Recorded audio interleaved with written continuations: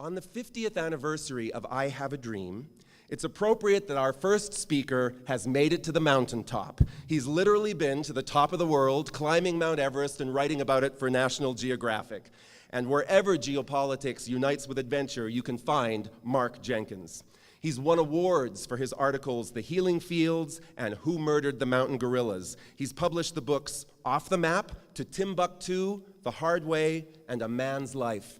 He's currently writer-in-residence at the University of Wyoming. Today he's going to talk about bikes. So this is Mark Jenkins and BikEcology. It's great to be here. It's great to see a full house. I have to say that I actually went to this school. I was in this auditorium in 1974. Looks a little different. Okay, let's talk about bikes a little bit. Writer William Saroyan said, "The bicycle is the noblest invention of mankind. It is also the most efficient. Converting calories into gasoline, the bicycle gets 3,000 miles to the gallon." The U.S. burns 19 million barrels of oil a day, over half of which is imported and 20% of which comes from the troubled Persian Gulf. Transportation is the #1 cause of pollution in the United States. Cars pump 314 million metric tons of pollution into the U.S. atmosphere every year. Worldwide, 3.2 million people a year die from car pollution. Air pollution causes 50,000 deaths in the U.S. annually and costs $150 billion in public taxes. The average cost of a new car in the United States is $31,000. The average cost of a new bicycle, under $600. There are 254 million cars in the United States and 100 million bicycles.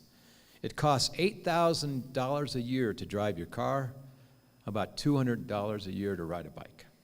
Producing a car uses 100 times the energy and resources it takes to build a bicycle.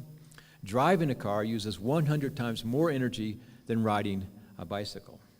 A bridge that can accommodate 40,000 commuters per hour needs to be 12 lanes wide if people are driving, and a mere 1 lane wide if they're on a bicycle.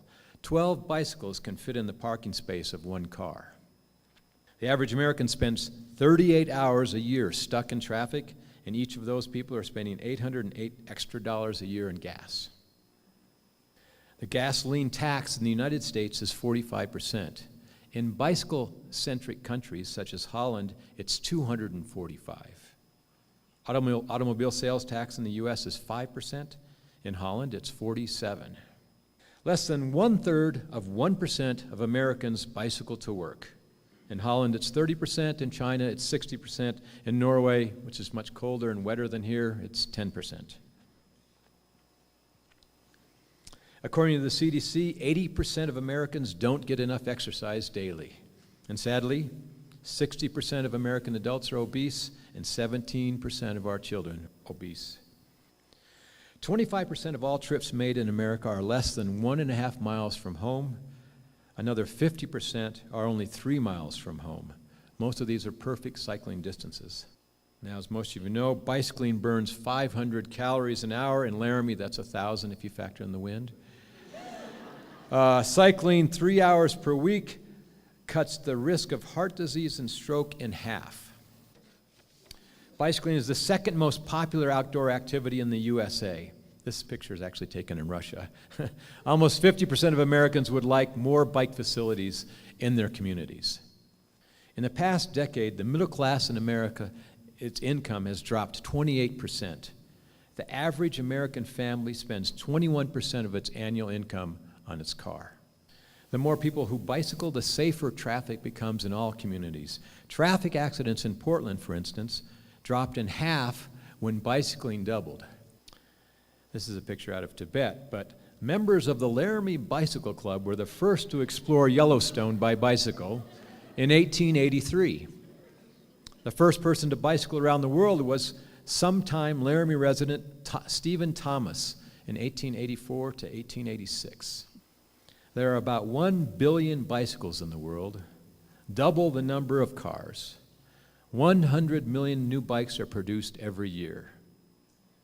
So you want to save the world? You don't need to go to Africa or Asia or Latin America.